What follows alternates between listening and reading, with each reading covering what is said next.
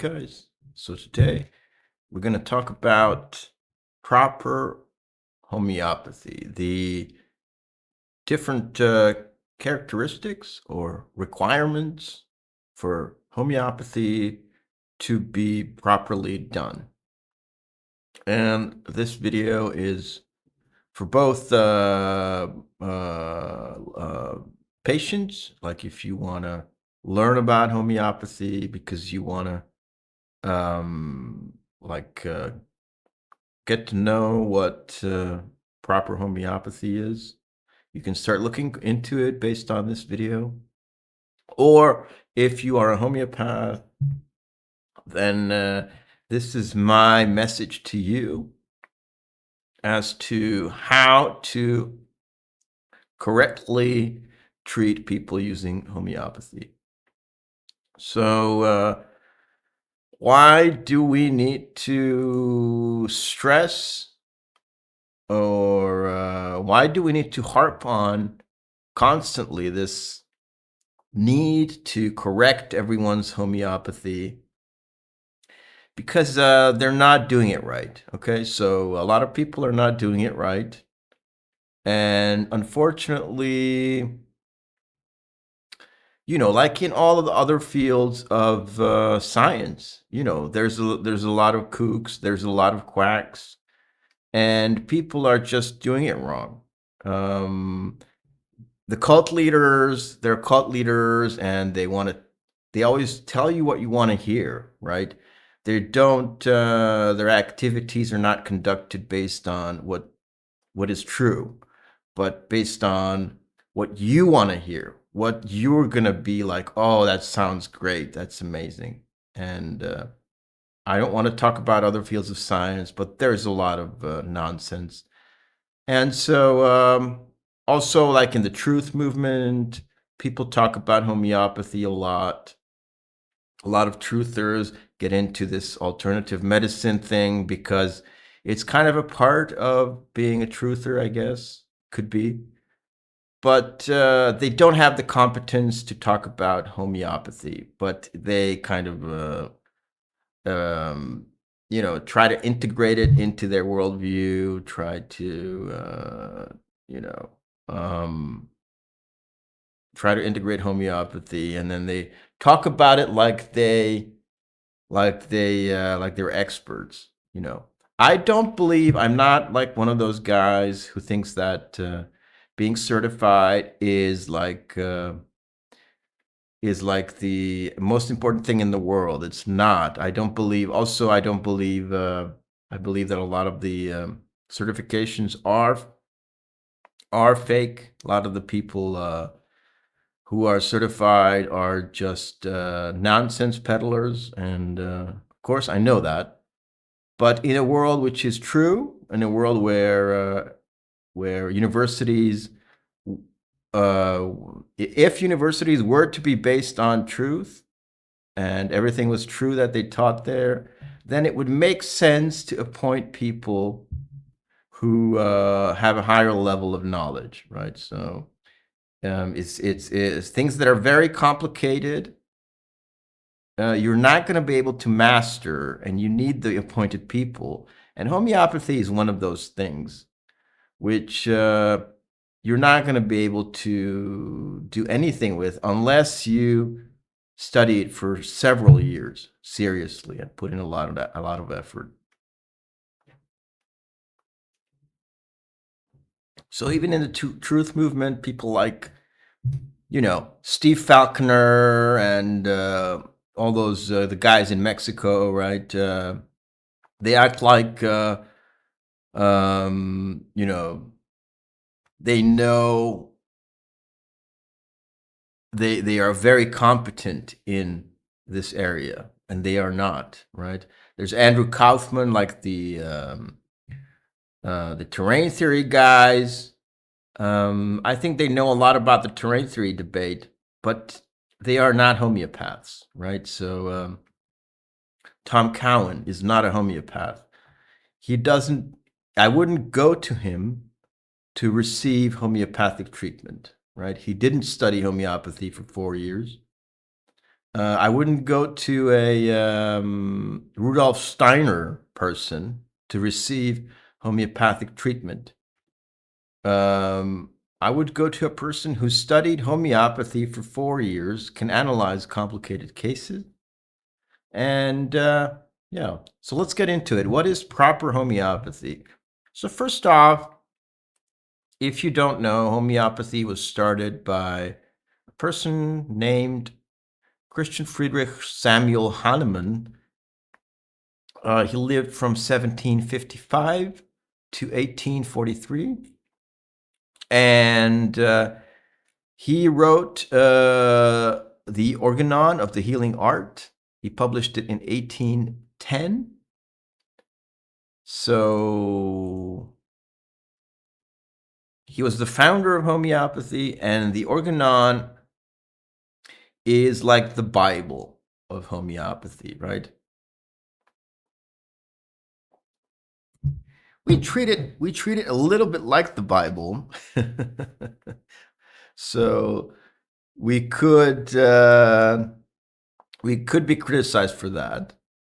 So we do treat it like a little bit like the Bible. We would take verses and then we try to explain them, and we treat it like with reverence, and like Christians do with the Bible, a little bit, but it's not the same thing. This actually has a logical foundation. It's a system of logical thought contained in it. It's not as just a book of stories. Okay, I'm just saying it's a little bit similar. And so in the Organon, Hahnemann published his basic rules for doing homeopathy. Okay, that's what happened. And so the point is that in our view, I'm talking about classical homeopaths, which is a faction within homeopathy. In our view, proper homeopathy is one that follows the rules described in the Organon. Okay, and there are other factions of homeopaths who say that it's not necessary to follow those, right? And my advice to you would be to look into it a little bit. And like if you're looking to visit a homeopath, look into it and do your own research, and decide for yourself. I wouldn't recommend just blindly following the people who say that you don't have to follow the Organon, because it's not very smart, right? They are contradicting the basic rules of the Organon, the founder of homeopathy. So that's something that should pique your interest, right? I mean, why would they do that, right? So if you're a homeopath watching this, yes, you're doing it wrong if you're not following the Organon, and you have to tell me why, right? You can comment below, or you can come on my show and we can debate, but you're never going to. So, so what are the rules in the Organon? Basically, it can be condensed down, boiled down into a couple rules. You only give one remedy. You give the remedy based on all the information about the patient, and you wait for an extended period of time to observe the effect of the remedy. There are a few more, but those are the basics. There are some more, like only trust confirmed sources for in the repertory and the Materia Medica, etc. There's some other minor ones, but those three that I mentioned are the biggest ones. So so yeah, and And people are like, even if you're a homeopath, you might not have read the Organon properly, and you're like, you're like skeptical about this. But if you read the Organon, it's completely obvious that you know, what it's talking about.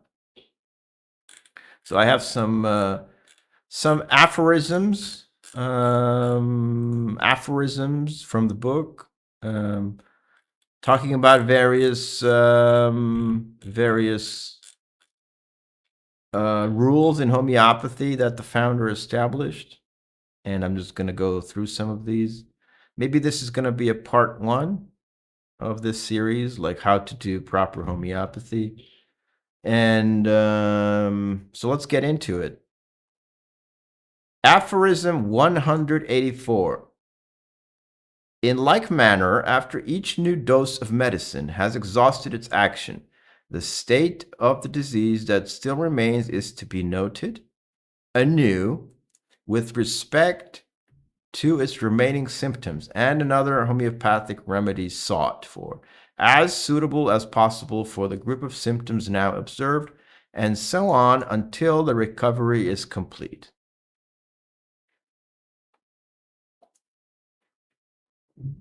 What what are the implications of this aphorism? Well, exactly what I was describing, right? You only give one remedy at a time. That's what this is talking about, okay? One medicine, each new dose of medicine, so one type of medicine, one remedy has exhausted its action. Not multiple remedies. One remedy has exhausted its action. You give another one. Another homeopathic remedy sought for. One, not remedies. Do you know the English language? Singular and plural nouns. Remedy, remedy. It's a singular noun. As suitable as for the possible of group of symptoms now observed until the recovery is complete. So, just one aphorism from the Organon, and your whole shtick of giving multiple remedies at the same time, and not waiting for the action of one remedy to be completed, and all that bullshit is contradicted right here. And even totality is represented here. The group of symptoms now observed.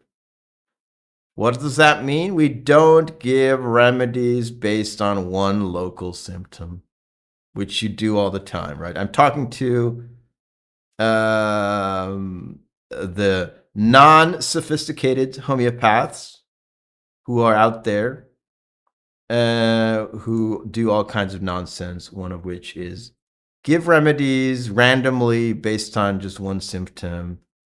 Don't wait at all for the action of the remedy to be completed, and give multiple remedies. So all those 3 principles are contained in this short aphorism. Very interesting. So if you are a patient and you're reading this, you can get a copy of the Organon and you can read this. And then ask your homeopath, do you follow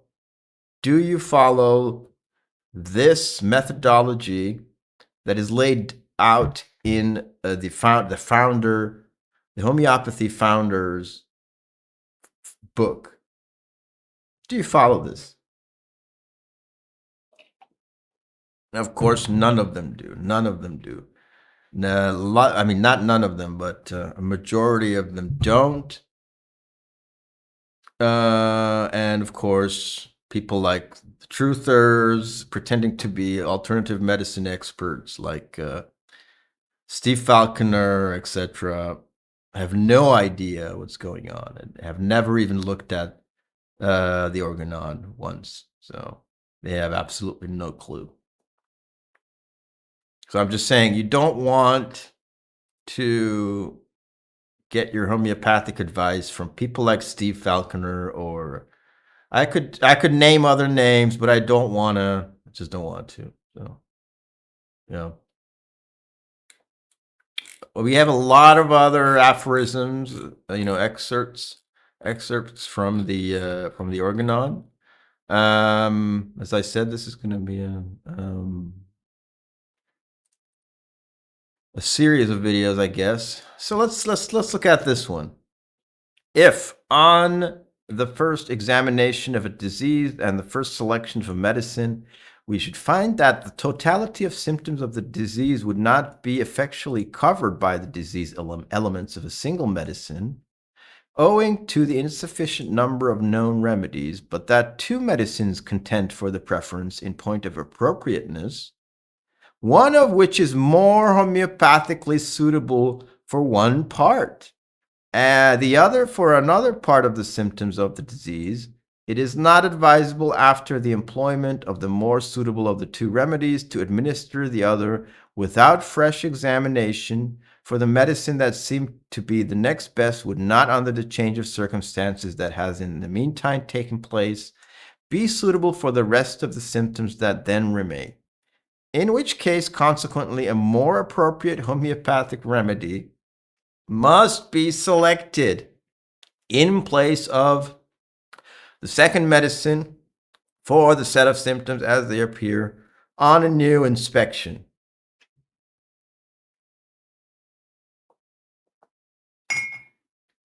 It's this is a very, very complicated aphorism, paragraph. But you can see it's talking about, what is it talking about? It's talking about ways to give remedies one by one, right? That's what it's talking about. What's your thought process when you're giving remedies one by one after the other? He's saying that even after giving the wrong remedy, you need to analyze the patient even more. You can't just randomly give another one. Okay? So I'm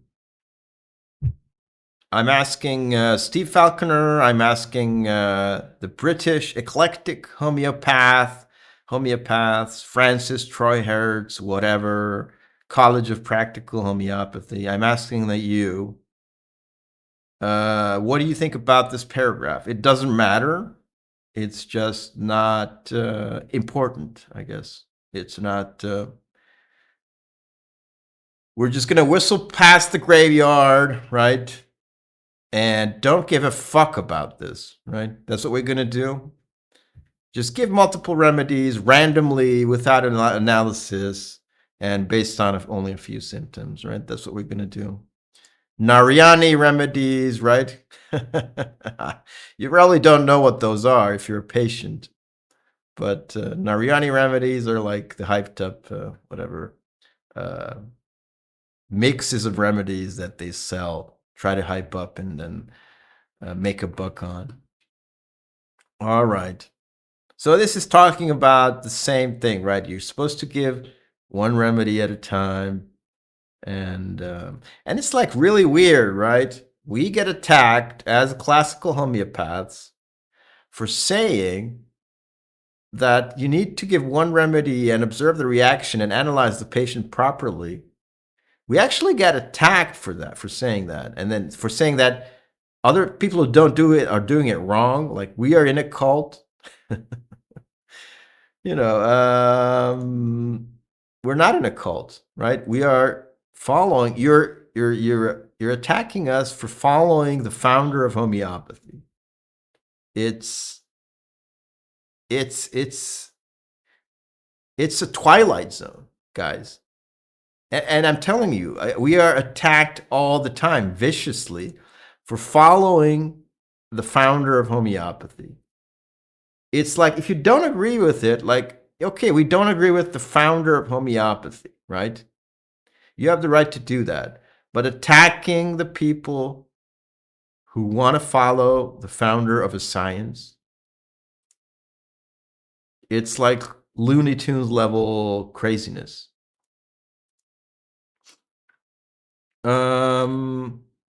Let's go on maybe a little bit, and then the rest of it is going to be another video.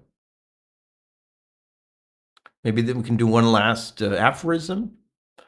From this indubitable truth that besides the totality of symptoms, nothing can by any means be discovered in disease wherewith they could express their need of aid, it follows undeniably that the sum of all the symptoms in each individual case of disease must be the sole indication, the sole guide to direct us in the choice of the remedy.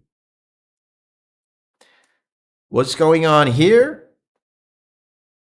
Well, basically, he's saying that you need your remedy needs to cover the totality. What that means, it needs to cover all the information you have gathered about your patient. That's what this means. So, like, maybe we should give like an example, an easier example, so you can understand if you're a patient watching this or somebody non-professional interested in homeopathy.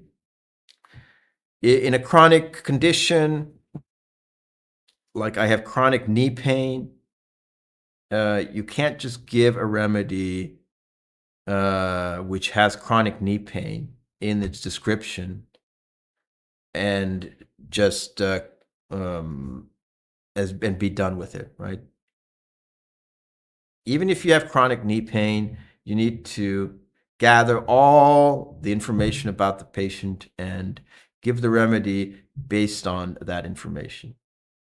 So if you go to a homeopath with chronic knee pain and he says, after, he talks to you for 1 minute, a minute, or I don't know, 5 minutes, and then just says, okay, take this, that's wrong. Okay, that's not correct.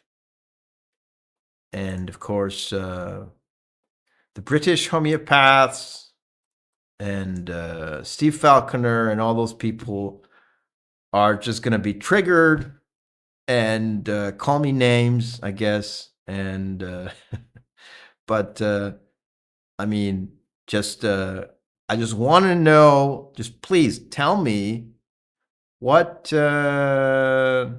think about this. Before you call me names, I'll accept the names. All right, I'll even adopt your names. Right, I'm in a cult, whatever. But please, just tell me what you think about these aphorisms first and why they're not correct. Why you don't want to follow them, right? Okay. I think that's enough for today. This is part 1 of a series how to do proper homeopathy, and it's to be continued. Thank you for listening. Take care.